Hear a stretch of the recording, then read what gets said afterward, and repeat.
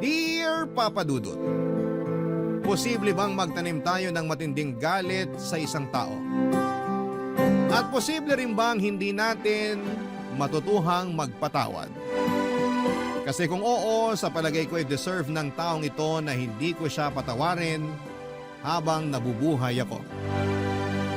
Hindi niyo ako masisisi kung umabot ako sa puntong yon. Bilang anak na sobra-sobra ang respeto at pagmamahal sa magulang, ang hirap lang tanggapin na isa sa kanila ang nagtulak sa akin para kamuhian sila. Pero bago ko ipagpatuloy ang kwento ko ay pabati muna ng isang magandang tanghali sa mga katulad kong avid listener ng Barangay Love Stories. Aksidente lang talaga yung pagkakadiskubre ko sa programa ninyo, Papa Dudut. Gusto ko lang talagang mag-browse online tapos ay nakita ko ang isa sa mga istorya ninyo na naka-upload sa YouTube. Dahil sa na-curious ako sa caption ay pinakinggan ko yon. Hindi ko namalaya na natapos ko na yung kwento at doon na nga nagsimula ang pagkahilig ko sa pakikinig ng BLS. Hindi ko lang akalain na magpapadala ako ng sulat sa Barangay LS at umasa na sana'y mapili ninyo ang sulat ko na itampok Papa Dudut.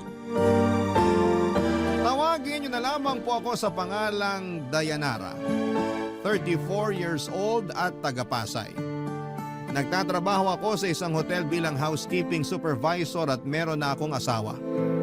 Sa Pasay rin talaga kami lumaki ng kapatid kong si Ricky na sa ngayon ay nakasampa na sa barko at nagtatrabaho bilang isang kusinero. Ang kwentong ibabahagi ko ay magsisimula noong 2013 kung saan ay nakatanggap kami ng balita tungkol sa tatay naming tripulante na na-injury sa barko. Nabalian siya ng binte at balakang matapos madulas noong kasagsagan ng malakas na bagyo sa kinakaroonan nila. Kaya naman napilitan siyang umuwi para magpagaling. Matagal-tagal na ring seaman si Papa, simula pa lang nung pinanganak ako ay sumampa na talaga siya sa barko. Siya lang kasi ang nagtatrabaho sa amin. Marami silang pangarap ni Mama at isa na nga doon yung makapagpatayo ng malaking bahay dahil nangungupahan lamang kami noong araw. Natupad naman yon pero hindi pa ito tapos gawin noong maaksidente ang tatay ko, Papa Dudut. Kaya nga hindi matanggap ni Mama ang nangyaring pansamantalang paghinto ni Papa sa pagtatrabaho dahil mas lalong matatagalan nang matapos ang pagpapagawa ng bahay namin, Papa Dudut.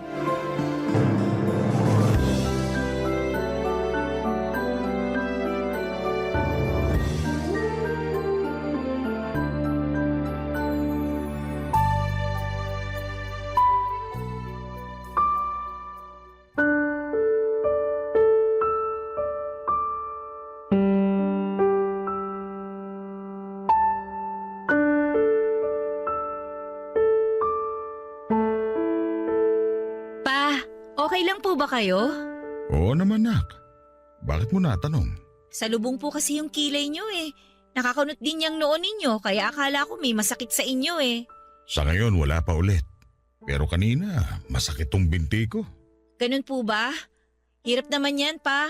Pero okay na po ba kayo ngayon? Hindi na po ba masakit? Hindi na. Komportable na ako sa pagkakahiga ko. Kanina kasi hinaharap ko yung gusto kong posisyon kaya medyo napagalaw ako. Wag na po muna kayong gumalaw masyado para mabilis kayong gumaling. May bali pa yung balakang ninyo pa. Hindi lang po yung binti ninyo ang problema. Oo nga eh. Ay. Oh, gising ka na pala, Joey. Dayanara, bakit nandito ka? Di ba sabi mo mag-apply ka ng trabaho ngayon? Ipagpapabukas ko na lang po yun, Ma. Tsaka gusto ko pong bantayan si Papa kaya hindi muna ako umalis. Nandito naman ako ah. Ako na lang magbabantay sa papa mo. Maghanap ka na ng trabaho.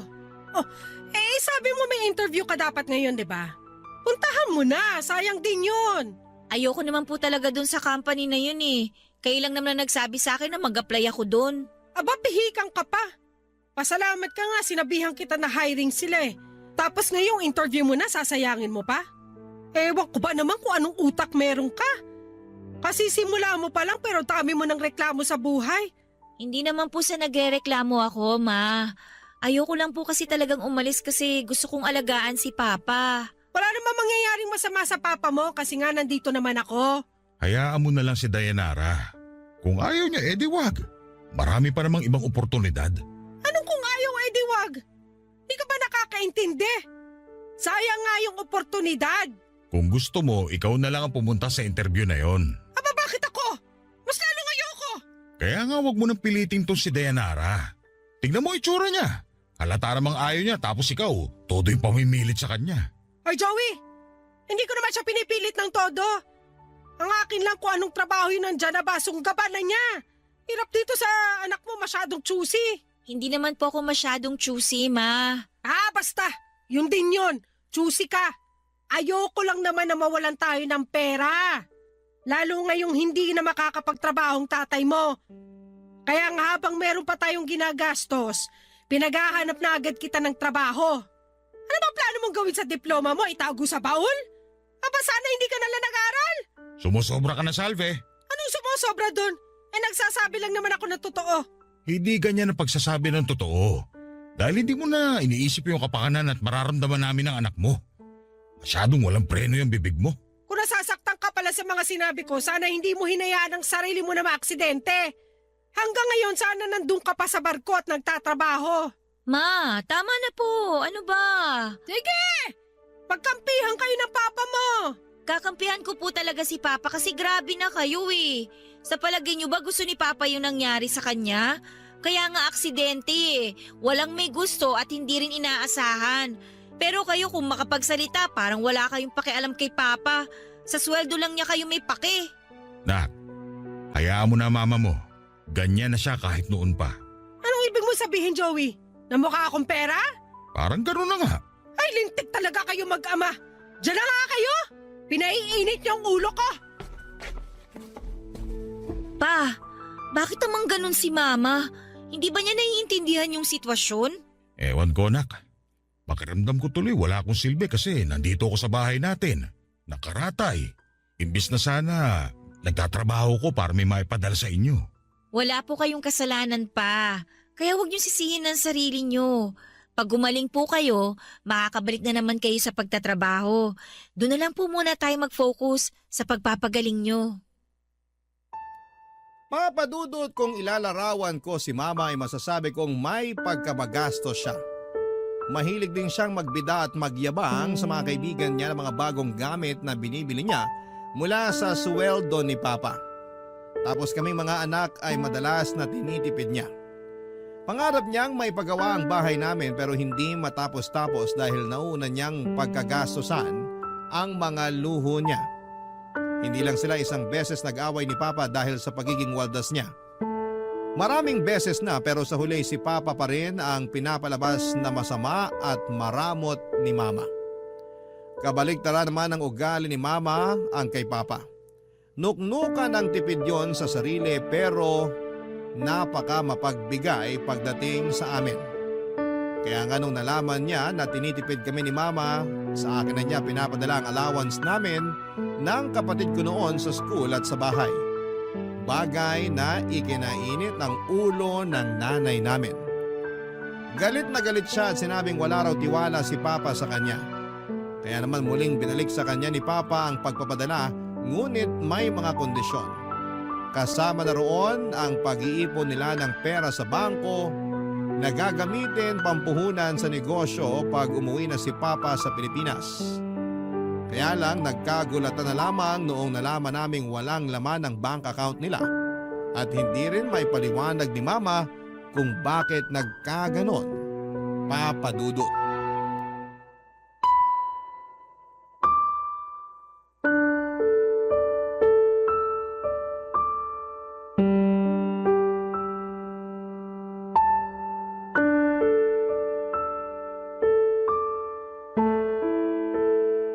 Ulitin mo nga yung sinabi mo. Sabi ko ayoko na sumampas sa barko. Gusto ko na lang dito sa bahay. Hoy, Joey, nababaliw ka na ba? Ano bang klaseng tanong yan? Para ka namang ewan kausap, Salvi. Matagal-tagal ko na rin pinag-isipan yun. Saka sa kondisyon kong to, malabo na ako makasampa pa sa barko. Sa edad kong to, hindi ko nga alam kung gagaling pa ako. 50 ka pa lang naman ah. Mga kaedad mo nga dito sa atin, nagbabanat pa ng buto. Yung iba mas matanda pa sa'yo. Tapos ikaw? Nagkasakit ka lang na panghinaan ka na ng loob? Eh ano plano mo sa buhay kung hindi ka nasasampa sa barko? Nakuha mo pa talaga magtanong? Planado ko na nga sana yung mga gagawin ko rito kung hindi mo nilustay yung pera ko sa bangko. Ha? Sobra ka naman sa nilustay. Totoo naman na. Kasi kung nandyan yung pera, bakit wala ka maipakita sa akin? Dito ko rin naman sa bahay ginamit yung pera. Kaya wag mo nga akong paratangan na parang pinagnakawang kita. Bakit? Hindi ba? Sumusobra ka na, Joey! Oh, Ma, tama na po. Huwag niyo nang awayin si Papa. Siya ang nangaaway sa akin. Narinig mo ang sinabi niya? Pinagbibintangan niya ako, ninakawang ko siya. Sa bibig mo nang galing yan at hindi sa akin.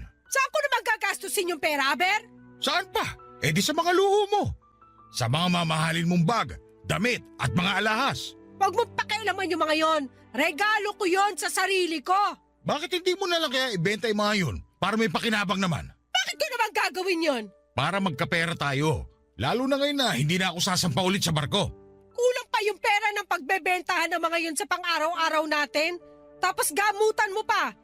Paano na lang din tong bahay? Hindi na natapos-tapos. Ma, pwede ba tumigil na po kayo? Pera na lang ba talagang mahalaga sa inyo? Oo! Importante ang pera para mabuhay tayo. Nandito naman ako. Pag nagkaroon na ako ng trabaho, pwede na akong tumulong sa inyo ni Papa. Nak, hindi ka naman namin inuobliga. Hindi! Inuobliga ko siya, Joey. Huwag mo na nga babyhin yung anak mo. Matanda na yan. Kung ikaw kaya yung magtrabaho kaysa inuobliga mo anak natin. Bakit ka naman gagawin yun? Nakakapikon ka na kasi. Kung makapagsalita ka, akala mo ganun lang kadaling kumita ng pera. Palibhasa, hindi mo alam yung hirap at sakripisyo ng pagtatrabaho sa labas kasi nandito ka lang sa bahay. Hindi naman ako nagpapalipas oras dito sa bahay ah. Mga nakakalimutan mo. Inaasikaso ko yung mga anak mo. Ma, sabi na tumigil na kayo eh. Hanggang kailan po ba kayo magtatalo tungkol sa pera? Yung nanay mong gastador pagsabihan mo. Bakit ako lang? Kausapin mo rin yung tatay mong inutil.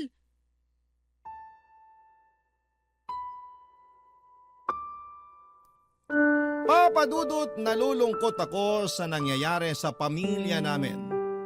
Lalo na sa mga balikat ko na atang ang mabigat na tungkulin na buhayin sina Mama at Papa. Nagsisimula pa lamang ako noon sa paghahanap ng trabaho pero grabe na yung pressure. Hindi rin nakakatulong, Papa Dudut, ang laging pagreklamo at pagtatalak ni Mama kay Papa. Awang-awa na ako sa tatay namin dahil lagi siyang sinasabihan ni Mama na walang silbi at inutil. Hindi ko lubos maisip kung bakit may ganong kasamang ina at asawa. Sa kabilang banda ay nagsika pa rin ako para makapag-apply ng trabaho. Kahit naman papaano ay may last pay pa si Papa na nakuha niya sa pinagtatrabahuhan niya. Kaya yun muna ang ginamit naming panggastos. Pero syempre kung anong higpit namin ng sinturon ay siya namang waldas ni Mama. Para siyang mababaliw kung hindi siya makakabili ng gusto niya.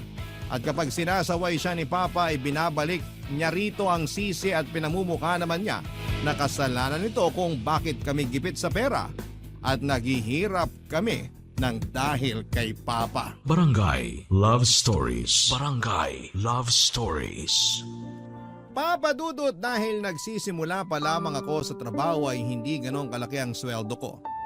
Kaya nga natuto akong mag-budget para mapagkasya lamang ang kinikita sa mga pangangailangan namin sa bahay. Kasama na doon ang allowance ng kapatid ko sa eskwelahan na noon ay graduating na rin at para din sa gamot ni Papa. Kaya nga pag wala na akong maibigay kay Mama na extra money ay naghihimutok siya sa akin at pinagsasalitaan ako ng hindi maganda. Halimbawa na doon ay yung tinitipid ko raw siya, hindi ko na siya mahal at maramot daw ako sa kanya. Papa Dudut, masakit para sa akin na makarinig ng mga salitang ganon mula pa mismo sa mama ko. Inaasahan ko kasi na maintindihan niya ang sitwasyon namin pero maling-mali ako. Kung tutuusin ay hindi naman kami umabot sa puntong wala na kaming makain. Meron pa naman. Pero sadyang mapili lang si Mama sa pagkain at gusto niya laging masarap na katulad daw ng mga napapanood niya sa TV o nakikita sa social media na kinakain ng mga kumare niya. Kaya nga tuwing sweldo ko ay binibilhan ko siya pero ni minsan ay hindi siya nagpasalamat. Minsan madalas ay nagreklamo pa siya dahil nahuli raw ako ng bili at iba na ang craving niya ng mga oras na yon. Kaya nga tinamad na akong pasalubungan siya kasi pinamumukha niya sa akin na hindi ko siya ma-spoil katulad ng ibang anak na mga kaibigan niya. Bunga noon ay lagi na lamang akong malungkot, bagay na hindi nakaligtas sa mapag-obserbang mga mata ng tatay ko.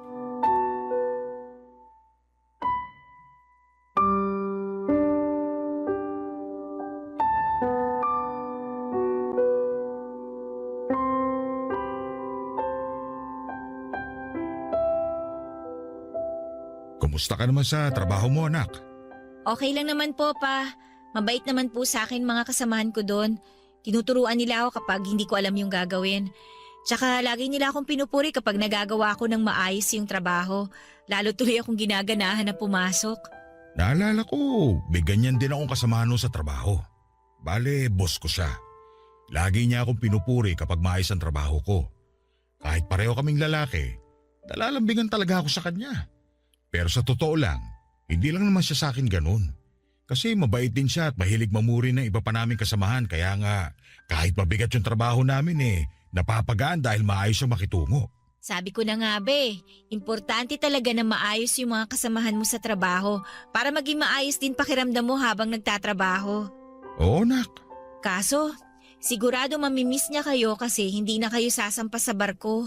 Oo, pero sabi niya sa akin nung isang beses na nagkausap kami sa cellphone, bibisitahin niya ako rito sa bahay pag dumaong na raw ulit dito sa Pilipinas yung barko nila. Ganun po ba? Ayos yun. Para naman kahit po papano malibang kayo habang nagpapagaling. Ay, sa totoo lang, nalulungkot pa rin ako sa nangyari sa akin. Naisip ko kung hindi ako na-aksidente, baka kahit papano makapag-extend pa ako ng kontrata sa barko bago ako tuluyang magretiro. Kasi naman yung nanay mo kung sabihan ako ng inutil at walang silbi, akala mo kung sino? Minsan gustong sumama ng loob ko sa kanya kasi nga ang tagal ko rin nagpakahirap sa pagtatrabaho sa barko. Tapos siya gastos dito, gastos doon lang ang ginagawa. Oh, kita mo, pati yung inaasahan kong ipon sana niya mula sa mga padala ko, wala rin nangyari. Ewan ko nga po ba kay mama kung bakit siya nagkaganon. Ang hirap na niyang kasama dito sa bahay. Wala siyang ginawa kundi magsisigaw tsaka magparinig sa atin. Nasasaktan ako kapag pinaparinggan ka niya at sinasabihan na masasakit, anak. Kung ako kahit papano nasanay na sa kanya, pero naaawa ko sa'yo. Natitiis ko naman po pa. Pasok sa isang tenga, labas sa kabila. Para hindi ko masyadong damdamin. Pero kahit na, ayoko masanay ka na ginaganon ng sarili mong ina. Si Salvi talagang kailangan magbago. Ayus-ayusin niya tapos ang dila niya kasi masyado nang matalim. Kaya nga laking pasasalamat ko kasi nandito na kayo kasama namin. Kahit na hindi tayo katulad ng dati, yun bang madali sa inyong mabili yung mga luho namin? Ayos lang sa akin yun. Kasi magkakasama na tayo. Tutuparin pa rin naman natin yung plano yung negosyo. Kasi talaga pong pag-iipunan ko yun pa. Talaga, anak? Opo pa. Kaya nga po magpagaling talaga kayo. Salamat pero ayoko nang isipin mo yun. Baka lalo ka lang kasi mabigatan Ikaw na nga lang gumagastos dito sa bahay. Saka ikaw na rin nagbibigay ng allowance sa kapatid mo. Malapit na rin naman po siyang gumraduate. Nag-uusap na kami na pagtutulungan namin ang gastusin dito sa bahay para hindi ako mahirapan. Kaya ako na pong bahala sa negosyo nyo. Basta dapat pangako nyo sa akin na magpapagaling kayo, ha? Oo naman, nak. Salamat kasi kahit wala man akong maraming pera, meron naman akong mababait na mga anak. Para sa akin, kayo ng kapatid mo ang yaman ko na hindi matutumbasan ng kahit magkanong halaga. Mahal na mahal ka namin pa. Masaya talaga kami na magkakasama na tayo ngayon dito sa bahay. Kaya sana kahit na ano pong sabihin ni Mama, huwag niyo po masyadong damdamin ha. Hindi totoo yung mga yun. Gayahin niyo na lang ako pa. Pasok sa isang tenga, labas sa kabila. Sabi ko naman sa'yo, sanay na ako. Pero pag naiinis ako sa kakatalak ng nanay mo, parang siya yung gusto kong palabasin sa bahay natin. Mabuti pa nga po. Ikaw ha, suportado mo ako. Hindi lang po suportado pa. Kakampi niyo pa ako. Papa Dudut, hindi ko na napigilang maglabas ng sama ng loob kay Papa, pero hindi para ipamukha sa kanya ang tulad ng mga sinabi ni Mama. Thankful kami ng kapatid ko na ligtas si Papa at kasama na namin siya. Kung tutuusin ay matagal-tagal na rin siyang nagtatrabaho sa barko bago nangyari ang aksidente. Maraming birthday namin ang kapatid ko na wala siya at maraming Pasko rin na malayo siya sa amin. Kaya kahit papaano ay may comfort at saya rin na kasama namin siya sa bahay ngayon. Mahal na mahal ko si Papa. Siya ang madalas kong kausap pagkagaling ko sa trabaho at kahit na anong late ko nang umuwi dahil sa heavy traffic ay naaabutan ko pa rin siya sa sala habang nasa wheelchair niya at naghihintay sa akin. Minsan ay doon na siya nakakatulog kaya naaawa naman ako. Lagi niyang kinukumusta ang araw ko at pinakikinggang mabuti ang bawat detalye ng mga kwento ko. Nakikita ko sa mga mata niya na sabik siyang malaman ang nangyari sa buong maghapon ko. Pangit man yon o maganda. Kaya nga pagkatapos kong magkwento sa kanya ay gumaan ang dibdib ko. Lumipas ang 1 taon ay nakagraduate na rin si Ricky at 2 na kaming naghahanap buhay sa pamilya. Kahit paano ay may katuwang na ako sa responsibilidad, kaya bahagyang gumaan ang mga dala-dala ko. Kung may nagpapabigat man ulit nito ay walang iba kundi si Mama at ang walang katapusan niyang pagrereklamo. Minsan papadudot na pag-usapan namin nila Papa at Ricky kung wala na ba talagang pag-asa na magbago si Mama. Kung umakto kasi siya akala mo ay pinagdadamutan. Siya na nga yung walang trabaho sa amin, siya pa rin yung pinaka magastos. Kaya nahirapan din kaming mag-ipon ng kapatid ko dahil laging nangihingi si Mama. Hanggang sa nagdaan pa ang 9 na taon, meron akong inanunsyo sa bahay na agad na kinontra at tinaasan ng kilay ng nanay ko.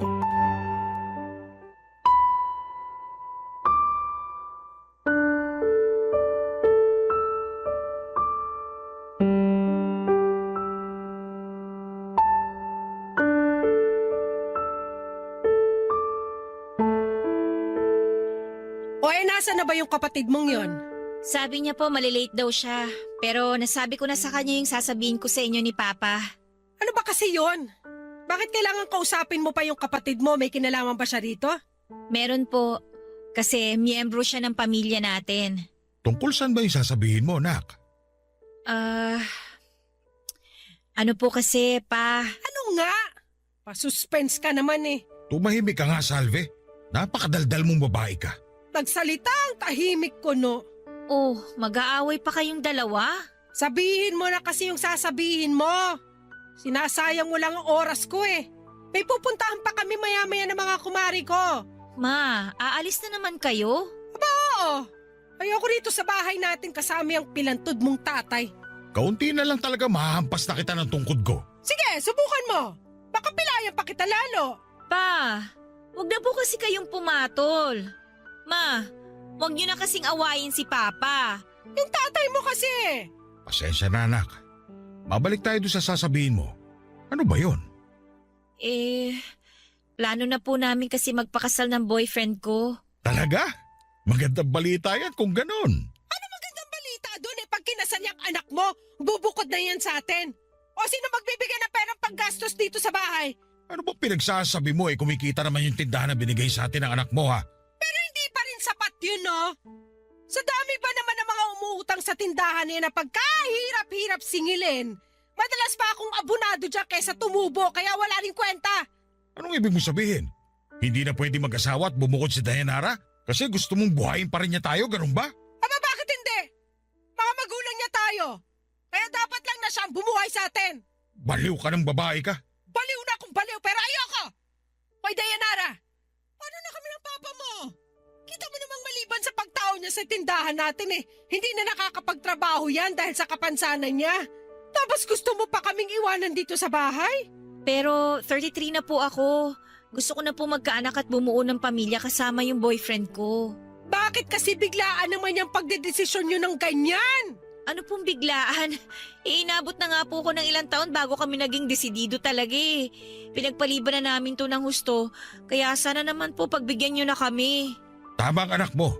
Napapanahon na rin naman para bumukod siya at magkaroon ng sariling pamilya. Kaya huwag mo na siyang pigilan. Paano na nga tayo pag umalis na rito si Dayanara? Mabubuhay naman tayo kahit bumukod siya. Hindi ako mabubuhay sa kakarampot na kita ng tindahan natin, Joey! Hindi ko naman po puputulin yung pagbibigay dito sa bahay, Ma. Mag-aabot pa rin naman po ako kahit papano. Siguro hanggat wala pa kaming anak. Paano kung mabuntis ka kaagad pagkakasal nyo? Eh di automatic hindi ka na mag-aabot sa amin. ATM ba talaga ang tingin niyo sa akin? Hindi po ba pwedeng magkaroon din ako ng sariling buhay? Ang tagal-tagal ko nang inuna tong pamilya natin. Ngayon na gusto ko ng pagtuunan ng sarili ko, nagkakaganyan kayo?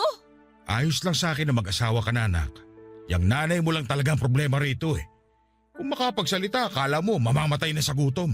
Eh sa dami nga ng pwedeng kainin dito sa bahay, nasasayang na lang dahil ang arte-arte. Ako pa talaga maarte, ha? Please naman, wag na kayong mag-away oh.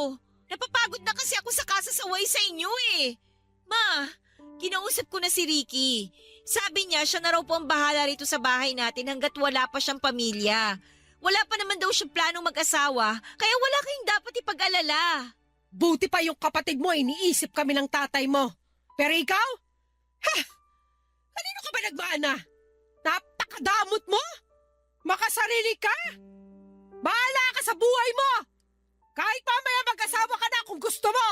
Hoy Salve, namumuro ka na talaga. Huwag mo ako pinagkakausap! Inutil! Papadudot, pakiramdam ko talaga na mga panahong yon ay nakagawa ako ng malaking kasalanan samantalang gusto lang naman naming magpakasal ng boyfriend ko. Kung tutuusin ay 33 years old na ako noon pero kung pagbawalan ako ni mama, para pa rin akong teenager.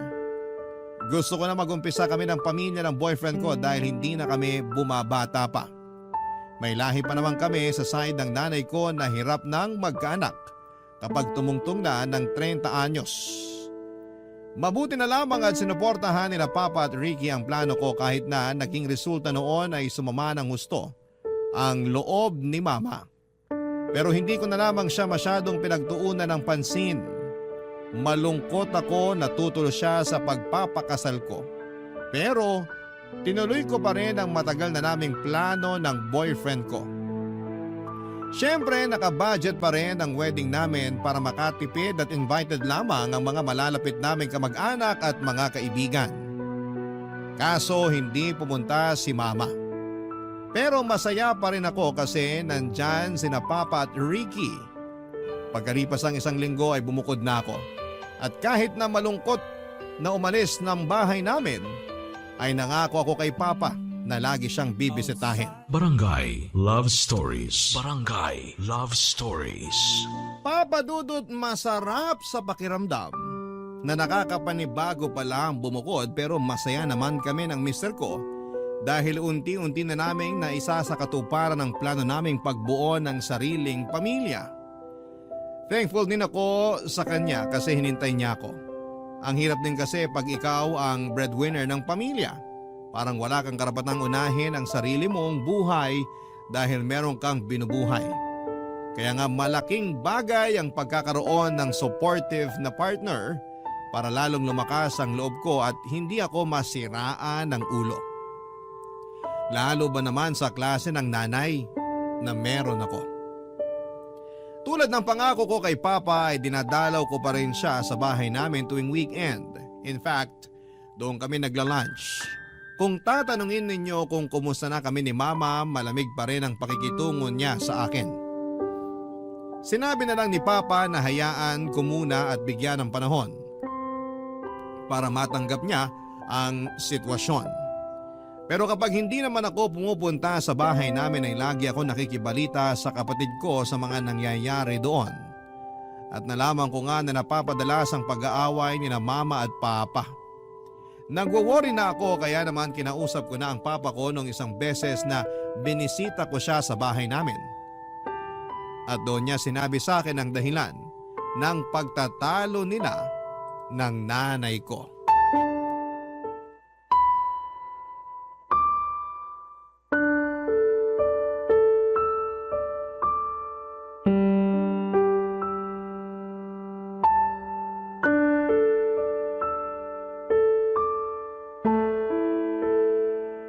Totoo po ba yung sinabi niyo, Pa? Oo, nak. May ibang lalaki ang mama mo. Huling-huli ko siya na madalas niyang kausap sa cellphone.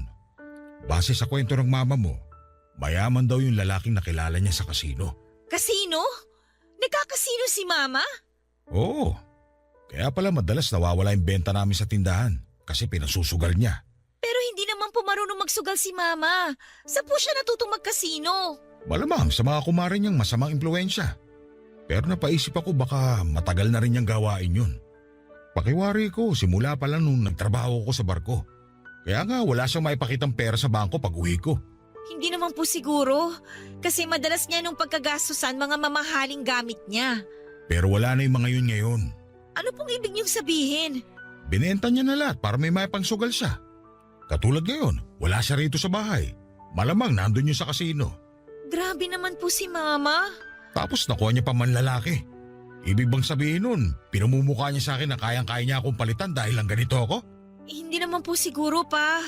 Hindi naman nagbagong tingin sa akin ng mama mo simula nung mapilay ako. At kahit na anong gawin ko para mapatunayan sa kanya na kaya ko pa rin magtrabaho, na may silbi pa rin ako sa pamamahay na to, wala pa rin saysay kasi hindi niya pa rin yun nakikita. Lagi lang niyang bukang bibig yung pagiging inutil ko. Huwag po kayong magsalita ng ganyan. Lalo na't hindi niyo naman po ginusto yung nangyari sa inyo. Tsaka, kahit may kapansanan kayo, masipag pa rin kayo, Pa. Sa totoo lang, bilib nga po ako sa inyo eh. Kaya huwag niyo pong pagsasalitaan ng masama ang sarili ninyo. Hindi ko lang mapigilan kasi nahihirapan na akong tiisin ng nanay mo. Imbis na tulungan niya ako para maging mabuti yung nararamdaman ko, dinadagdagan niya pa yung bigat sa dibdib ko. Buti na lang, nandiyan kayo ng kapatid mo. Kasi kung nagkataon na kaming dalawa lang ng nanay niyo, baka nasiraan na ako ng ulo. Tapos ngayon, dinagdagan niya pa yung atraso niya sa akin sa pagkakaroon ng ibang lalaki. Hindi na talaga siya nahiya sa akin, anak. Tama kayo. Sobra na si Mama sa mga ginagawa niya. Hindi na niya binigyan ng kahihiyan ng pamilya natin. Tapos binastos pa niya ang kasal ninyo. Hayaan niyo pa. Kakausapin ko siya pagdating niya. Baka mag-away lang kayo, nak. Mag-aaway po talaga kami kasi hindi nakakatuwa yung mga pinaggagawa niya. Iniisip ko lang na baka lalong mapalayo loob niya sa'yo pag nalaman niyang sinumbong ko yung panlalalaki niya. May karapatan naman po kaming malaman yon kasi mga anak niyo kami. Isang buong pamilya tayo kaya dapat alam din namin ang mga nangyayari sa inyo. Hindi naman porke bumukod na ako eh. Wala na po akong pakialam sa inyo dito. Siyempre, nag-aalala po ako sa inyo. Lalo na ngayon na gumagawa pala ng kalukuhan niya si Mama. Ay, ewan ko ba sa mama mo? Hindi ko na alam kung anong gagawin ko sa kanya. Nasasaktan ako pero mas lamang yung pagod ko na pakisamahan yung ugali niya. Kaya hindi ko na lang di siya kinokompronta. Kaya siguro iniisip niya na ayos lang sa inyo yung ginagawa niya dahil hindi kayo nagsasalita. Pero ako nang gagawa nun pa. Kakausapin ko si Mama at kung kailangan na makarinig siya ng mga hindi magagandang salita, hindi ako mangingimi para naman magtanda siya. Nakakapagod na siyang intindihin. Puro na lang problemang dala niya sa pamilya natin. Papa Dudut, hindi ako makapaniwala na meron pa palang ilalabas na mas masama ang ugali ni Mama nang malaman ko mula mismo kay Papa na may ibang lalaki siya. At hindi na siya nahiya dahil dinadala pa raw niya ang lalaki niya sa pamamahay namin. Wala namang magawa si Papa dahil lumpo siya. Kahit na nakakalakad siya sa tulong ng wheelchair at tungkod niya, mabibilang lang sa daliri ang mga hakbang na magagawa niya nang hindi siya napapagod. Sa loob kasi ng 10 taon ay hindi naman tuluyang gumaling ang baling binte at balakang niya. Kaya naman, nakadagdag-dagok yon sa pagsasama nila ni Mama. At dahil napuno na ako ay agad kong kinumpronta si Mama tungkol sa sumbong ni Papa sa akin. At nakakagulat lang na buong pagmamalaki niyang pinatotohanan sabay sabing ginagatasan lang naman daw niya ang lalaki niya. Dahil kulang daw ang perang binibigay namin sa kanya, kaya niya nagagawang kumabit. Kinilabutan ako sa katwiran ni Mama dahil napakabaluktot. Tapos ay hindi ko akalain na magagawa niyang gumamit ng ibang tao makuha lamang niya ang mga bagay na gusto niya. Para na niyang binenta ang dignidad niya kapalit ng pera. Ang sakit-sakit sa parte ko bilang anak na wala akong magawa sa kalokohan ng mama ko. Tapos mas doble yung sakit dahil harap-harapan niyang iniiputan si Papa sa ulo. Kaya nga nung napuno na ako sa kanya ay tinakot ko siya na pwede namin siyang idemanda dahil kasal siya pero may kinakalantaring iba. Sa kabila ng lahat ng napag-usapan namin ay hindi niya pa rin tinigilan ang pakikipag-ugnayan sa lalaki niya. Isang araw, isang pangyayari ang aktwal kong nasaksihan sa bahay namin nang dumalaw ako doon, Papa Dudut.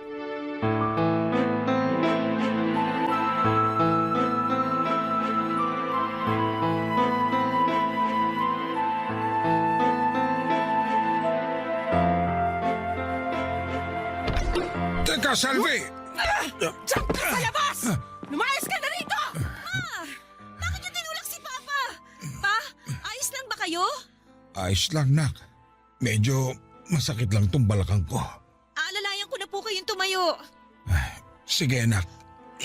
Salamat. Aba, biglaan naman ang pagdating mo.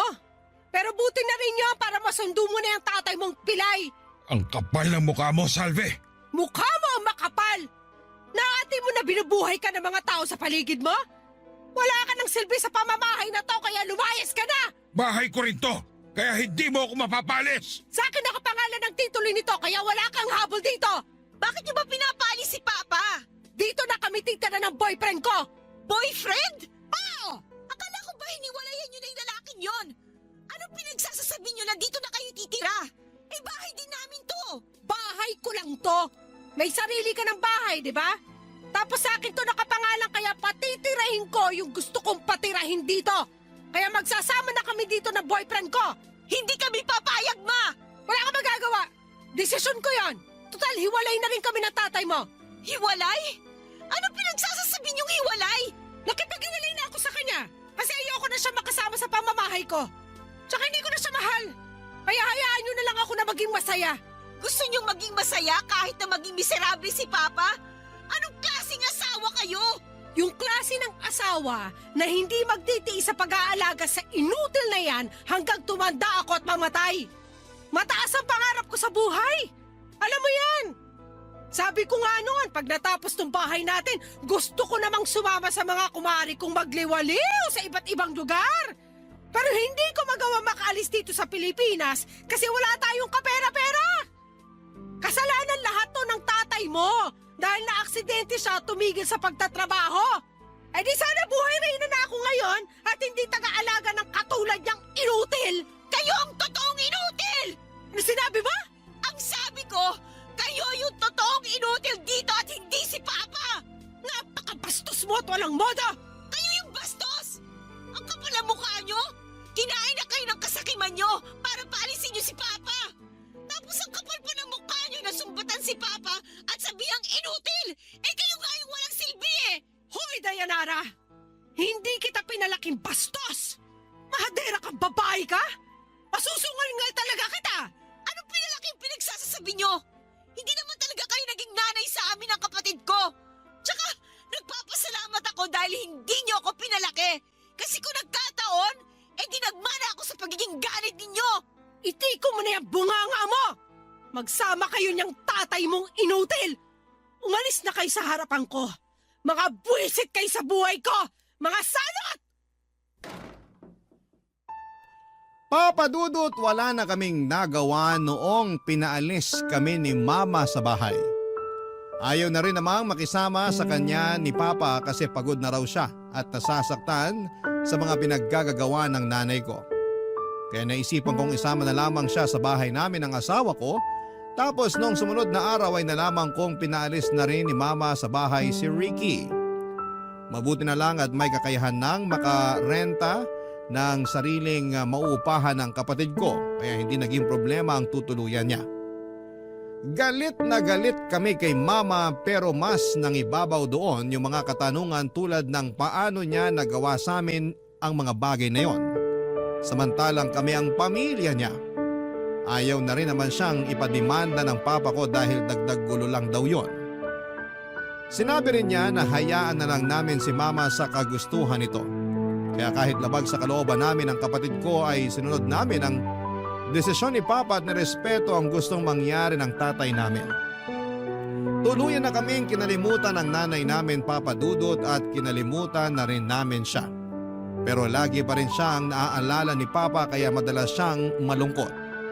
Wala naman akong magawa para mabawasan ang sakit na nararamdaman niya. Kasi sa tuwing nakikita ko siyang malungkot at palihim na umiiyak, ay nadudurog ang puso ko.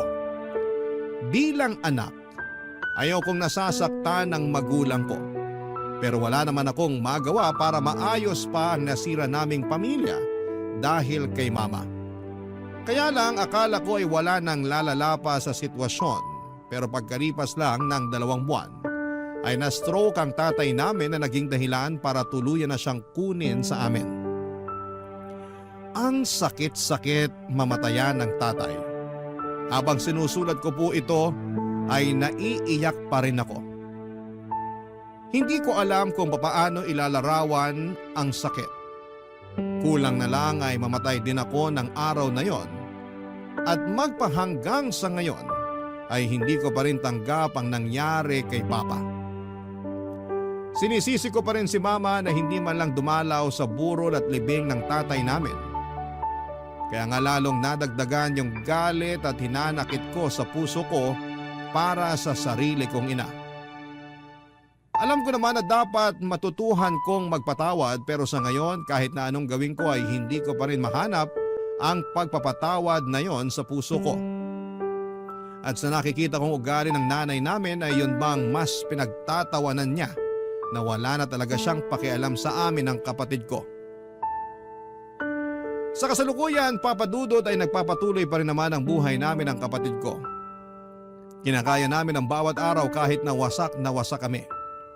Nami-miss pa rin namin ang tatay namin at kapag nakakaramdam kami ng kalungkutan ay masasayang ala-ala na lamang na kasama siya ang iniisip namin. Ipinagpapasa Diyos na lang din namin ang karma para sa aming nanay. Hanggang dito na lamang po ang sulat ko, Papa Dudut, at umaasa ako na sana'y mapili po ninyong i-ere sa inyong programang Barangay Love Stories ang kwento ko. Maraming salamat and God bless sa Barangay LS 97.1. Ang inyong forever nakapuso at kabarangay, Dayanara. Dear Papa Dudut, dumanas na ba kayo ng matinding kahirapan sa buhay na ultimo ulam ninyo sa kanin ay asin na lamang? Ako kasi at ang pamilya ko ay oo. Maswerte na nga lang kami kung may asin. Pero kapag nakaluwag at nakapagdilihensya si tatay ng pangulam namin, bumibili siya ng noodles na pinaghahatian naming magkakapatid. Kadalasan 2 pakete lamang yon at kulang na kulang pa sa aming 8. Kaya ang ginagawa ko ay dinadamihan ko ng tubig na pansabaw. At kapag matabang ay inaasinan na lang namin, kaya nga malaki talaga ang pasasalamat ko sa asin. Dahil binigyan nito ng lasa ang matabang at walang kasusta-sustansya naming pamumuhay noong araw. Bago ako magpatuloy sa pagsasalaysay ng istorya ko ay tawagin niyo na lamang po ako sa pangalang Gwen. 39 years old at tubong Teresa Rizal. Pero nasa Taytay na kami nakatira ng mister ko. Pinagkakabalahan namin ang munti naming negosyo na ihawa ng manok at baboy na may tag-1 branch na sa luma at bagong palengke ng Taytay. Tapos magkakaroon na rin kami sa Angono. Masasabi ko na hindi naging madali ang pagpapaunlad ng negosyo namin yon. Bukod sa dugo at pawis ay mahabang pasensya at taimtim na panalangin ang pinuhunan namin, Papa Dudut. Buti na lamang at suportado namin ang mister ko ang isa't isa. Kaya nakakaya namin lahat ng mga pagsubok. Lalo na nga noong nagka-pandemic. Sa bagay, naisip ko na marami-rami na rin akong nalagpasang kahirapan, lalo na nung kabataan ko. Kaya dapat mas matatag na ako ngayong tumanda na ako. Kung babalikan ko ang antas ng buhay namin noon kumpara ngayon ay masasabi ko na malayo-malayo na rin ang narating namin, Papa Dudut. Hindi pa kami mayaman pero hindi na kami sumasala sa pagkain. At higit sa lahat ay hindi na rin kami nag-uulam ng asin. Mag-uumpisa ang kwento ko taong 2003 kung saan ay 18 anyos pa lamang ako at nasa high school, Papa Dudut.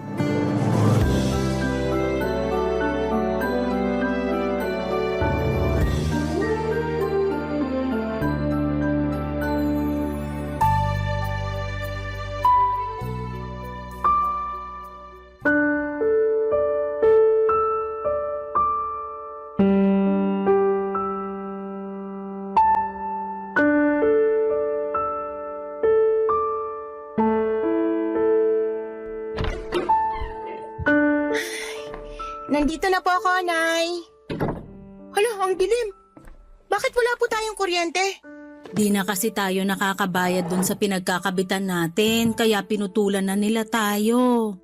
Tiis na lang muna uli tayo sa kandila, anak. Gipit na gipit tayo. May sakit pa kapatid mong sumunod sa'yo. Ay, ang init na naman po nito mamaya. Pero magpapaypay na lang po ako. Salamat, nak. Pasensya ka na. Ay, nga pala, bakit ginabi ka yata? Nag-practice pa po kami ng sayaw para sa presentation namin sa school bukas eh. Nakakapagod nga po. Sakit na ng binti at balakang ko paulit-ulit na lang. Di kasi makuha nung iba kong kaklase yung step eh.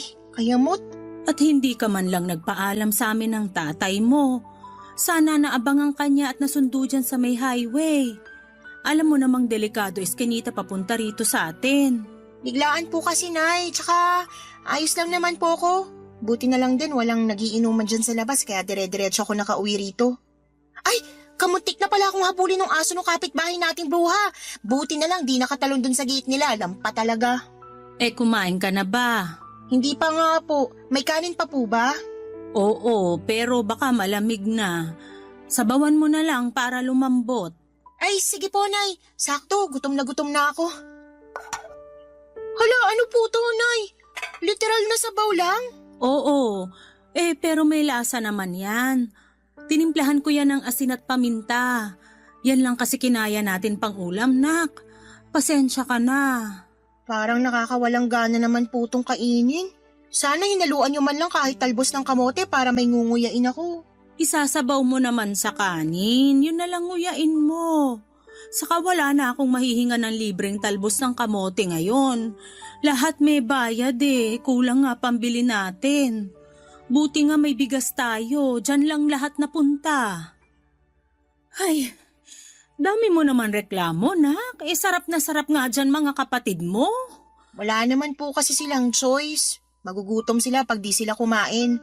Pero sigurado ako na nag-i-imagine ng masarap na ulam yung mga yun para ganahan lang sila.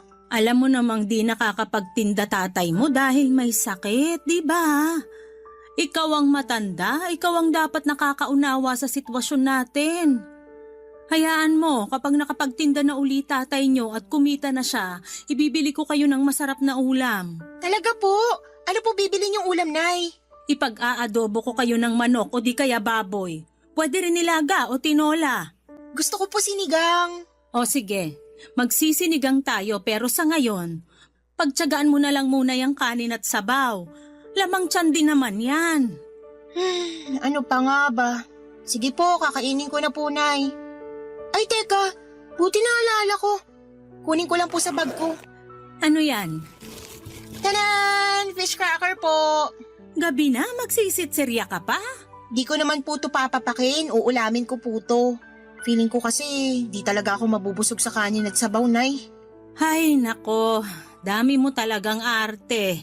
Siyempre, ako naman po kakain. Di naman kayo. Kaya nga mag-aral ka ng mabuti nang magkaroon ka ng magandang trabaho. Para kapag kumikita ka na, Mabibili mo lahat ng pagkaing masasarap na gusto mo. Ganun po talaga gagawin ko pag kumikita na ako. Di na tayo mag-uulam ng sabaw lang dahil meron na rin pong karne at mga gulay. Pero sa ngayon, i-imaginein ko na lang muna na sinigang tong ulam natin para mabusog ako. Sige, maiwan na kita.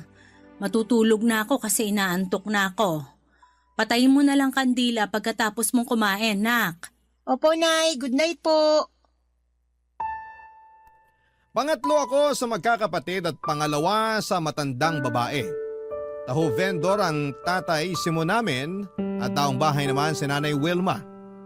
Nakatira lamang kami sa maliit na barong-barong na may tagpi-tagping yero at dingding na plywood.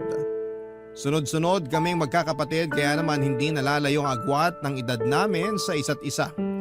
Ako na lang ang nag-aaral sa amin dahil huminto na ang ate at kuya ko para mamasukan ng trabaho.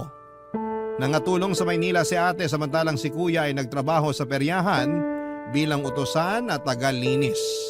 Pero hindi sila regular na nagpapadala ng pera sa amin.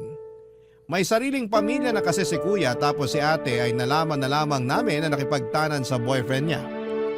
Simula noon ay naatang na sa mga balikat ko ang responsibilidad bilang panganay. Kaya ganoon na lamang ang tampo ko kina nanay at tatay papadudot. Sa kabila ng lahat ay mahal ko naman ang aking pamilya. Dumarating lang talaga sa punto na nauumay na ako sa pamumuhay namin. Dagdag pa yung nakikita ko na para bang kontento na sina nanay at tatay sa estado ng buhay namin noong araw. Yun bang ayos lang kung may makain at ipagdasal na lang sa Diyos na maghimala kung wala. Mabait si nanay at maalagang ina papadudot pero madali siyang malungkot at malugmok. Mahina rin ang loob niya kaya kahit na anong oportunidad ang dumating sa kanya, tulad ng magandang trabaho ay hindi niya sinusubukan o pinapasok man lang. Hindi raw niya kaya at natatakot siyang magkamali. Si tatay naman ay masipag sa paghahanap buhay pero may ugali siya na hindi ko gusto, papadudot.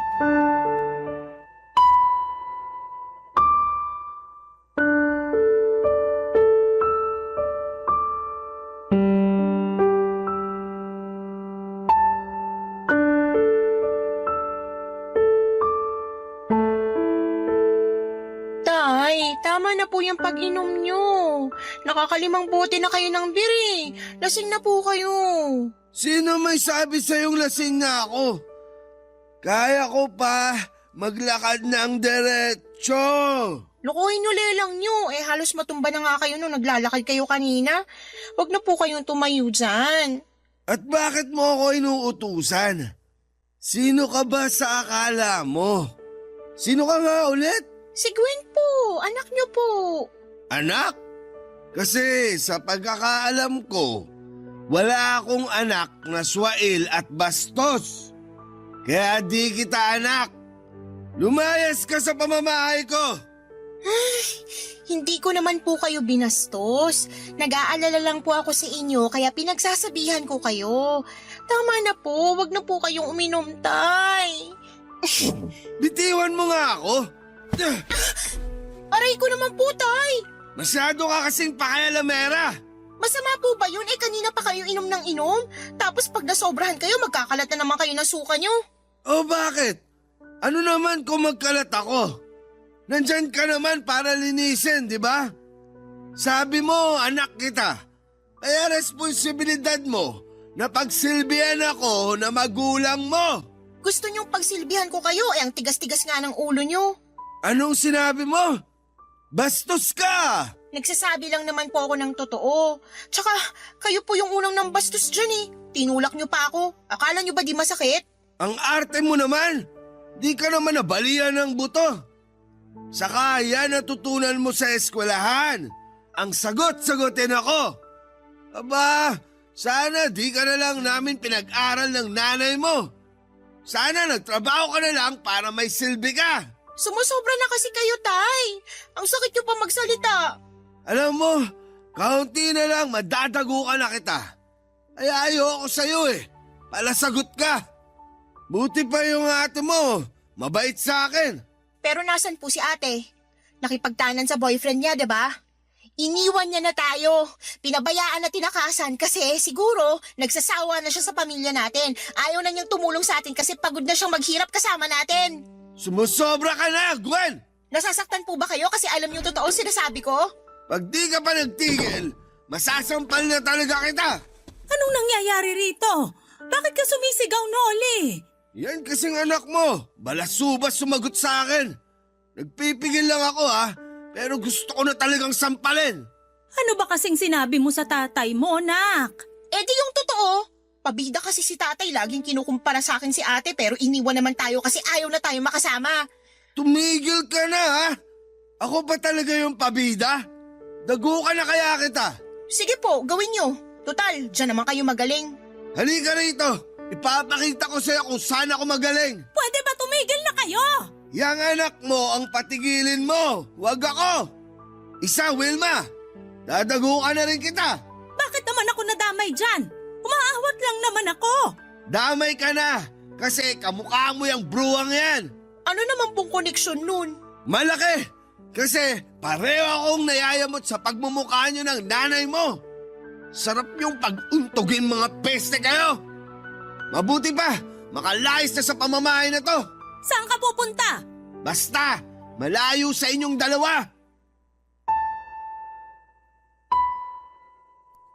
Prangka at masakit magsalita ang tatay ko, lalo na pag nakainom. Kaya nga kahit na alam ko ang bagay na yon ay nasaktan pa rin ako sa mga sinabi niya. Pero hindi rin naman ako yung klase ng tao na mananahimik na lamang pag pinagsalitaan ako ng hindi maganda. Sumasagot ako at nangangatwiran at para sa akin ay walang kinalaman ang mga natutuhan ko sa eskwelahan kasi alam kong agrabyado na ako. At ayoko sa lahat ang iniinsulto kahit na sarili ko pang mga magulang papadudot. Kaya nga suwail at bastos na anak ang tingin sa akin ni tatay. Sa bagay, hindi ko na yon maaalis sa kanya dahil hindi ako ang paborito niya. Ayoko na lang na makipagkompetensya sa ate ko lalo na at hindi rin namin siya mahagilap ng mga panahong yon. Bigla tuloy akong nainggit sa kanya kasi mabuti pa siya. Nakatakas na sa responsibilidad sa pamilya namin. Pero wala naman akong lakas ng loob na gawin ang ginawa niya dahil naaawa ko sa mga maliliit kong kapatid. Sila na lang ang rason kaya nananatili pa rin ako sa bahay namin ng mga panahong yon, papadudot. Barangay Love Stories. Barangay Love Stories. Nang mga panahong yon ay naisip kong tama si tatay sa mga sinabi niya na imbes mag-aral ay maghanap na lamang ako ng trabaho. Ganon din naman kasi yon, pag nakapagtapos ako ay magtatrabaho din ako. Kaya bakit hindi ko na lamang unahan? Wala nga akong diploma pero meron naman akong kita. Saka malaki ang maitutulong noon sa pamilya ko na porgang-porga na sa pag-uulam ng noodles, sardinas at sabaw na may asin at paminta. Gusto ko namang makatikim ng fried chicken ang mga kapatid ko at magagawa ko lamang yon kung kumikita na ako ng pera na pambili. Nung una ay sinubukan kong mag-working student pero hindi ko talaga kinaya. Sa uli sinuko ko na lamang ang pag-aaral ko at nag-full-time tendera ng tinapa at ng dilis sa palengke, papadudot. Mababa lang ang sahod ko noon, nasa 250 pesos isang araw. Pero malaking halaga na yon para sa akin. Kaso'y hindi ko pa rin kayang bumili ng lechong manok. Kaya nagtiyaga na lamang kami sa pritong manok per piraso na nabibili sa kanto. Masarap naman kahit puro harina at tumitigas pag malamig na. At least, hindi na asin o noodles ang inuulam namin dahil may nangunguya ng laman ng totoong manok ang mga kapatid ko. Masaya na sila doon kaya masaya na rin ako. At proud din ako sa sarili ko dahil nakakapag-abot na ako ng pera kay nanay ng mga panahong yon, papadudot.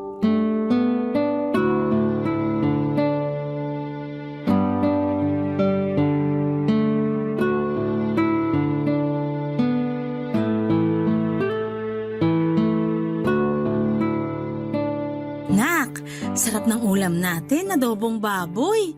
Dami ko tuloy nakain. Grabe, busog na busog ako. Pati mga kapatid mo, kulang na lang itumba yung kaldero ng kanin. Simot na simot. Kita ko nga po dun sa hugasan yung kaldero, wala nang laman. Masaya ako na nabusog kayo, Nay.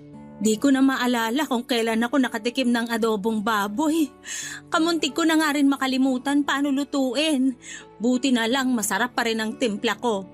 At nung natikman ko nga yung adobo, parang gusto kong maiyak sa sarap.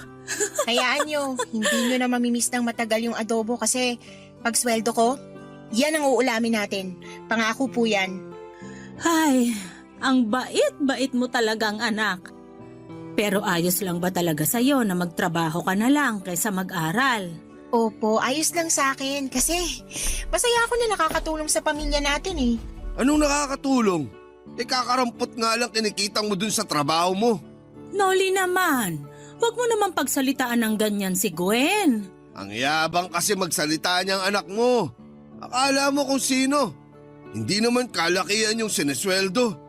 Orke nakapagbigay lang ng pambigas at pangulam. Mabuti nga po ako may naibibigay pambigas at pangulam. Kayo? Oh, kita mo na. Ang yabang mo magsalita. Nagsasabi lang naman po ako ng totoo, Tay. Kahit na maliit yung kinikita ko, napapakain kong pamilya natin. Pero kayo? Ano ako? Baka nakakalimutan mo. Ako bumuhay sa inyo ng mga kapatid mo. Binuhay nyo kami sa sabaw na inasinan at nilagyan ng paminta. Yun po ba yung pinagmamalaki nyo? Sumusobra ka na talagang babae ka. Ay, Noli, ano ba? Masyado kang madaldal. Bakit mo naman sinampal ang anak mo? Ang yabang-yabang niyang anak mo eh. Hindi naman kayabangan yon. Nagsasabi lang naman siya ng totoo. Ano? Kinakampihan mo yung anak mong yan? Oo, kasi tama naman siya. Masipag ka nga magtrabaho pero yung kita mo sa bisyo mo lang na pag-iinom na pupunta. Tapos kami ng mga anak mo nagtitiis na lang sa kung anong mabibili ng kakarampot mong bigay. Aba, gusto mo pati ikaw sampalin ko? Sige, subukan mo. Talaga? Ako pang hinahamon mo ha? Wag niyo pong sasaktan si nanay.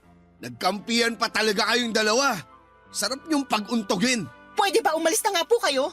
Kanina ayos-ayos namin nag-uusap dito tapos dumating lang kayo para manggulo. Kung ikaw kaya palayasin ko sa pamamahay na to, baka nakakalimutan mo sinong batas dito. Hindi ko po nakakalimutan pero sana umayos naman kayo. Hindi na po tamang ginagawa niyo, Tay. Habang tumatagal, mas bumibigat pagdadala natin sa buhay ng dahil sa inyo at sa bisyo niyo. Hanggat hindi ikaw ang gumagastos sa bisyo ko, wala kang karapatan pagsalitaan ako ng ganyan. Anak lang kita. Tatay mo pa rin ako. Umalis ka na, Noli. Di ba lalabas ka? Ganyan ka naman eh. Pagkagaling mo sa trabaho, lagi kang pumupunta sa mga barkada mo. Aalis talaga ako. Hindi mo na ako kailangang pagsabihan. Pero sana, umalis na rin yung anak mo. Kasi naiirita ako sa pagmumukha niyan. At saan naman pupunta si Gwen? Baka nakakalimutan mo na dito siya nakatira. Di ikaw na lang yung umalis. Total, wala ka namang silbi. Anong sinabi mo? Ay, ang hirap sa'yo. Ang hilig mo maglaro ng tanga-tangahan. Kainis, makalis na nga. Iyon ang unang beses na sinampal ako ni tatay kaya magkahalong gulat at galit ang naramdaman ko ng araw na yon. Hindi ko na rin pinigilan ang sarili ko na maglabas ng sama ng loob dahil pakiramdam ko ay sasabog na ako. Para sa akin wala siyang karapatang saktan ako kahit na siya pa ang tatay ko. Pakiramdam ko ay nanliit ako sa mga sinabi niya at nawala ng saysay ang pagtatrabaho ko para sa pamilya namin. Kaya umiyak na lamang ako pagkatapos noon at tinext ko ang boyfriend ko para magsumbong sa kanya, Papa Dudut. Makalipas ang isang linggo ay nag-decide akong umalis na lamang sa bahay namin para makipag-live-in sa boyfriend ko. Masama pa rin kasi ang loob ko kay tatay at nakadagdag sa bigat nang nararamdaman ko yung hindi namin pagpapansinan sa bahay. Minsan nagpapasaring pa siya kung gaano ako kasamang anak kasi maramot daw ako. Sinasaway naman siya ni nanay pero nauuwi lang yon sa away kaya naaaburido na ako. Sukan-suka na ako sa bahay namin kaya ginusto ko na lamang bumukod. Hindi naman nila ako napigilang umalis lalo na ni nanay at ng mga nakababata kong kapatid. Pero nangako ako na bibisita sa kanila at magbibigay pa rin ng perang pangkain at pambayad sa bills. Lumipas ang 5 buwan, habang nasa bahay ako para dumalaw kina nanay, ay meron siyang sinumbong sa akin.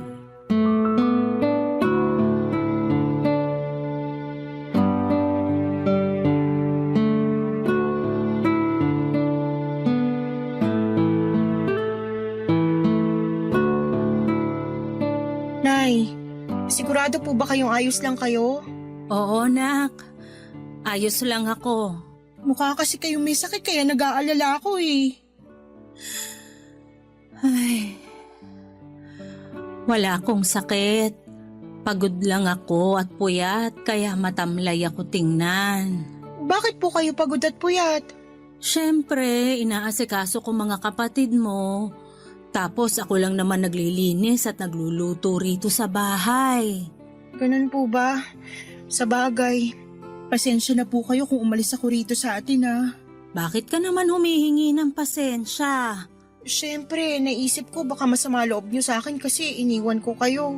Hindi yun ang nasa isip ko, nak.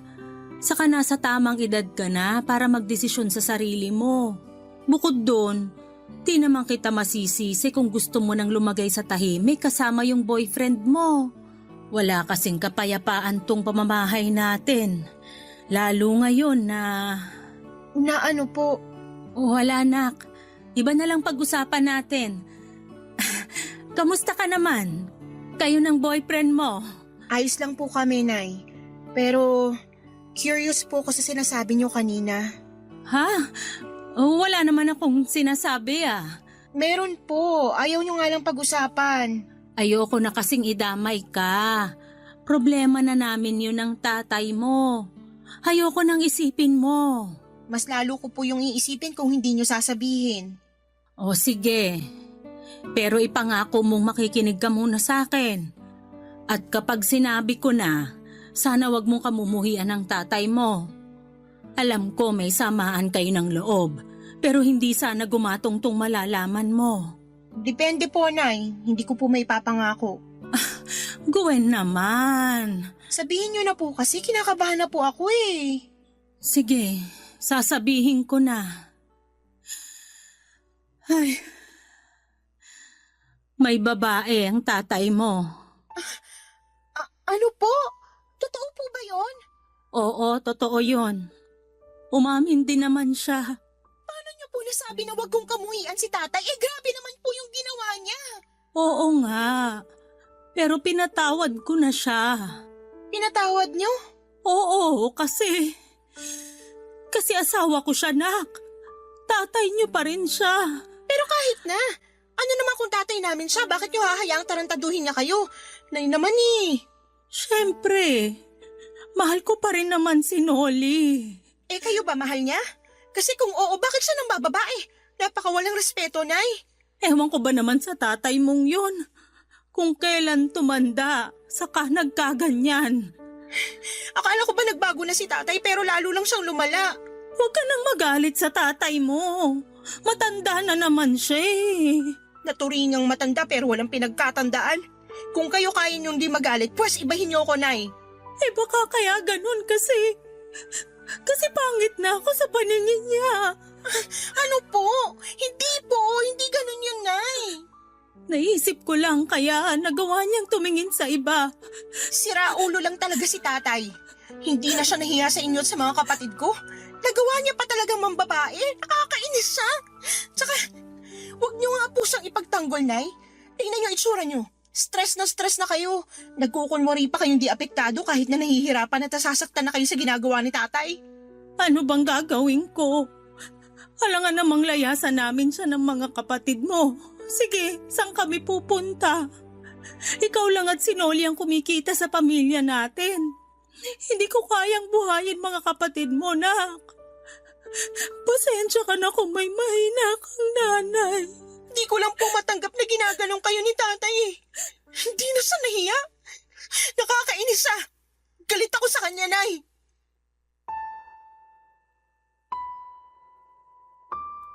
Habang pinakikinggan ko si nanay ay lalong kumukulo ang dugo ko. Hindi ko na rin tinago ang pagkadismaya ko kay tatay. Lalo akong nagngit-ngit sa galit dahil sa mga nalaman ko. Hindi na ba siya nahiya? Kasi kung oo, ang kapal naman ang pagmumukha niya. Pero naaawa rin ako sa nanay ko dahil wala siyang magawa, Papa Dudut. Natatakot siya na iwanan ni tatay kaya tiniis na lamang niya ang katarantaduhan nito. Kaya dinamayan ko na lamang si nanay hanggang tumahan siya. Nang gabi ring yon ay dumating ang tatay ko at nagulat siya nang makita ako sa bahay namin. Pero imbes na mainit na yakap at halik, sinumbatan ko siya sa mga sumbong na nalaman ko mula kay nanay. Tapos nauwi yon sa mainit-init na away na may sigawan kasabay noon ang pagpapalayas niya sa akin sa pamamahay niya, Papa Dudut. Iyak ako ng iyak nang ikwento ko sa boyfriend ko ang mga nangyari sa pagdalaw ko kina nanay. Wala rin naman siyang nagawa kaya niyakap na lamang niya ako ng mahigpit hanggang sa tumahan ako. Kahit na magkasama na kami sa isang bubong ay nagkasundo kami na hindi muna mag-aanak dahil mahirap ang buhay. Factory worker ang boyfriend ko at pinasok niya ako sa pinagtatrabahuhan niya. Nangako kami sa isa't isa na mag-iipon ng pera kasi gusto naming magnegosyo. Maswerte ako sa kanya dahil kahit pareho kaming laki sa hirap ay mataas naman ang ambisyon namin. At yon ay ang umasenso sa buhay, Papa Dudut. Barangay Love Stories. Barangay Love Stories. Papa Dudut, bukod sa regular naming trabaho ng boyfriend ko ay sinubukan din naming magtinda ng ulam at pang-almusal na binibenta namin sa aming pinagtatrabahuhan. Tapos, imbes na magpahinga tuwing linggo, ay tumatanggap kami ng mga short order na mga palutong merienda tulad ng spaghetti at pansit. Ginawa namin yon para madagdagan ang income at ang ipon namin. At kahit na nga nakakaluwag na kami, mas naging matipid kami ng boyfriend ko. Hindi po kami tumigil sa pagtitinda para mahanap namin ang negosyong gusto naming i-pursue. Makalipas ang 8 taon, nag-resign na ako sa pabrika at sinimula na ang business naming ihawan ng manok, Papa Dudut. Nagbigay pa rin ako kina nanay ng pera pero laging nakakarating sa kaalaman ko na ginagastos lang yun ni tatay sa bisyo niyang alak at sa pagsasabong. Kaya naman nanatili pa rin hikahos ang pamumuhay ng pamilya namin. Bagay na lalong nagpahirap sa kalooban ko ng mga panahong yon. Nasabi ko na lamang sa sarili ko na ang bigat nilang dalhin dahil nauubos ako sa kanila. Ang hirap nilang tulungan kasi sinasamantala nila ang kabaitan ko. Pero hindi na lamang ako masyadong nag-isip ng masama dahil pamilya ko pa rin naman sila. Si tatay lang naman talaga yung mahirap pakisamahan sa amin dahil nagbago na siya. Wala akong ideya kung gaano kaseryoso ang problema ni tatay sa pagbibisyo niya hanggang sa makarating sa akin ang balitang sinanlan niya ang bunso namin sa kumpare niya para makautang ng perang pansabong. Agad ko namang tinubos ang kapatid ko at kinumpronta ang tatay ko, Papa Dudut.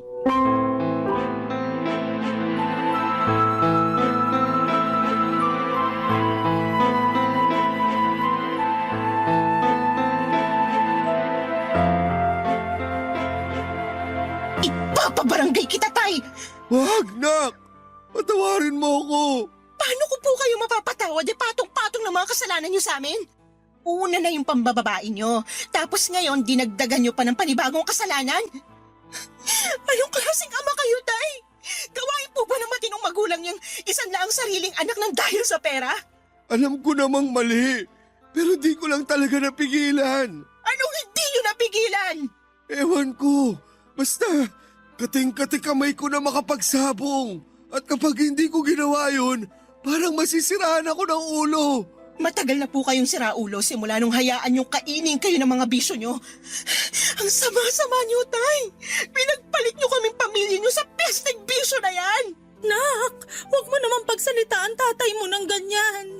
Nagsisisi na naman siya sa ginawa niya eh. Huli na para magsisi kasi nagawa niya, nanay.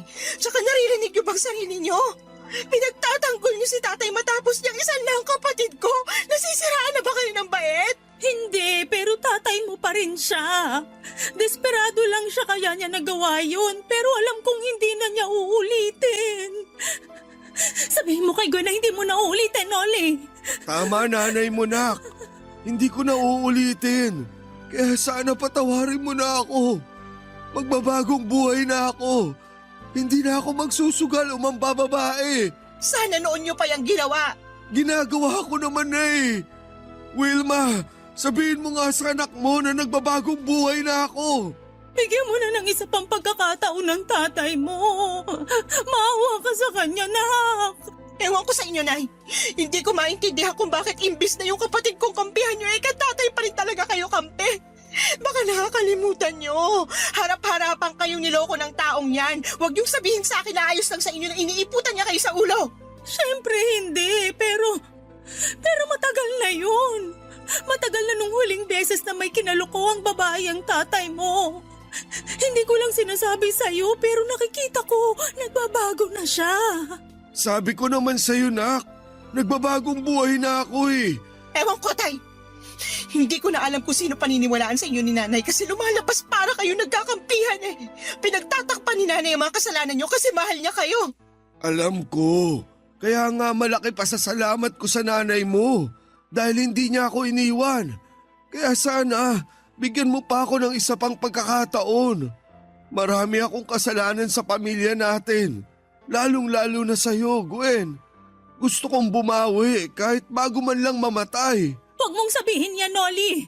Hindi ka pa mamamatay. Hindi lang po kayo sa akin dapat humingi ng patawad, Tay. Doon din sa kapatid ko kasi panigurado na trauma yun sa ginawa niyo. Kaya nga desidido akong ipabarangay kayo. Pero sige, bibigyan ko pa kayo ng isa pang pagkakataon. Kaso pag naulit po to, hindi ko na kayo mapapatawad. Salamat, nak. Salamat talaga. Pangako, hindi ko na uulitin. Galit na galit ako kay tatay ng mga panahong yon.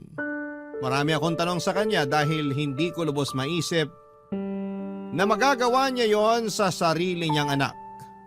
Wala siyang konsensya at gusto ko siyang turuan ng leksyon sa pamamagitan ng pagpapakulong sa kanya. Pero nagmakaawa si nanay na huwag ko nang gawin yon. At nang mahimasmasa naman si tatay sa katarantaduhan niya ay umiyak siya. Dahilan para lalo kong maramdaman na maawa sa kanya, Papa Dudut. Parang nagbalik yung dati naming tatay na nawala matagal na panahon na ang nakakalipas at napalitan ng ganid at makasariling tatay nang malulong siya sa bisyo. Iba talagang nagagawa ng adeksyon. Mabuti na lang dahil natauhan na siya ng mga oras na yon. Pero takot na takot pa rin sa kanya ang mga kapatid ko. Hindi ko naman sila masisisi dahil nakakatroma ang mga pangyayaring yon. Pero pinatunayan ni tatay na gusto na niyang magbago matapos niyang lumuhod sa amin at magmakaawa na patawarin na namin siya. Simula noon ay tinigil na ni tatay ang kanyang mga bisyo at nag-focus na lamang siya sa pagtatrabaho. Bumalik po siya sa pagtitinda ng taho pero naaawa na ako sa kanya kasi matanda na siya para magbuhat ng mabigat at maglakad ng malayo. Kaya nga inalok ko sila ni nanay kung gusto nilang magtindahan para naman kahit nasa bahay lang ay kumikita na sila. Hindi naman sila tumanggi kaya pinondohan ko ang bagong negosyo nila. Unti-unti ay kumita ang tindahan nila nanay kaya naipaayos nila ang bahay namin. Masasabi ko po na nakaahon na kami mula sa kahirapan nang dahil sa aming pagsisikap at pagtutulungan.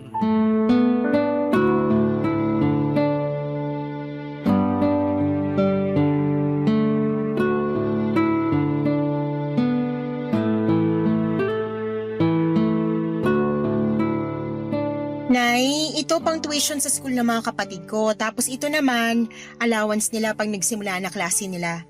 Magbibigay na lang po ulit ako sa susunod na buwan. Naku, nak. Sigurado ka ba rito? Ayos na tong pang-tuition nila. Pero tong allowance, kaya na naming bigay ng tatay mo. Kumikita naman yung tindahan eh. Tama, nanay mo. Itabi mo lang yan. Baka kailanganin mo. Ayos lang po. Nakalaan po talaga to para sa mga kapatid ko, kaya tanggapin nyo na po. Sige, nanay. Nahihiya na kami sa'yo eh. Hindi na namin alam paano ka babayaran yan. Hindi naman po ako naniningil eh. Tsaka, bakit kayo mahihiya? Anak nyo ko, magulang ko kayo. Hindi na kayo ibang tao sa akin. Ang laki na kasi ng naitulong mo sa pamilya natin. Ang dami mong sakripisyo. Pasensya na kung kinailangan mong gawin yun para maiahon tayo sa kahirapan, ha? Nahihiya kami sa'yo. Kasi ikaw na yung tumayong haligi ng tahanan natin. Dahil naging siraulo ako nung araw. Ewan ko ba naman sa sarili ko. Buti na lang, mabait pa rin ang Panginoon. Kasi hindi niya inayaan na masira ko lalo ang pamilya natin. At malaki rin pagpapasalamat ko sa nanay mo dahil hindi niya ako iniwan. Siyempre, mahal kita eh. Pero malapit na talaga kita nun sukuan, kundi ka lang nagbago. Buti na lang di mo ako sinukuan. At ikaw rin, nak. Ang laki ng pagkukulang ko sa iyo bilang tatay mo. Tapos, ang dami ko rin kasalanan. Akala ko nga itinakwil mo na ako. Kamuntik na rin po kung hindi talaga kayo nagbago. Bumigo na kayo doon sa huling kasalanan ginawa nyo, kaya nga namumuro na kayo sa akin, tay. Gwen naman! Pero masaya ako kasi nagbago na si tatay. Ganun pala yun, no? Kusang mawawala yung galit at tampo sa puso kapag natuto tayo magpatawad. Kaya nga po pinapatawad ko na kayo, tay. Huwag nyo na lang po talaga uulitin yung ginawa nyo. Oo naman. Hindi ko na yun uulitin. Ako na mismo magpapabarangay sa sarili ko pag ginawa ko pa yun. Saka siraulo na lang ako kung sisirain ko pa yung pamilya natin. Ngayon pa na bumubuti na pamumuhay natin. Hindi pa po tayo mayaman, pero hindi na tayo hikahos katulad nung araw. Nakakakain na rin tayo ng mga gusto nating kainin. Hindi na rin sabaw na may asin at paminta yung ulam natin. Asensado na tayo kasi masipag at madeskarte ka, Gwen. Tapos nahawahan mo na lang kami ng tatay mo. Hindi ba, Noli? Totoo yun. Hindi lang pala sapat yung sipag. Dapat may diskarte rin. Pagtsatsaga at pag-asa na matutupad yung mga pangarap natin, gaano man yun kaimposible. Kahit mga magulang mo kami, meron din kaming natutuhan sa'yo, nak. Salamat, nak. Mahal na mahal ka namin ng tatay mo. At proud kami sa mga narating mo sa buhay. Mahal na mahal ko rin po kayo. Mahal na mahal ko pong pamilya natin. Masayang masaya ako kasi hindi lang ako ang umasenso sa buhay dahil kasama ko rin dito ang pamilya ko. At kahit na marami pa rin kaming pagsubok na pinagdadaanan, nalalagpasan namin yon dahil sama-sama kami at nagtutulungan. Napakalaki talagang factor na hindi ka lang mag-isang nangangarap sa pamilya. Mas nagiging magaan kasi bawat pasan na responsibilidad kung nandyan ang pamilya mo para umalalay sa iyo, Papa Dudut.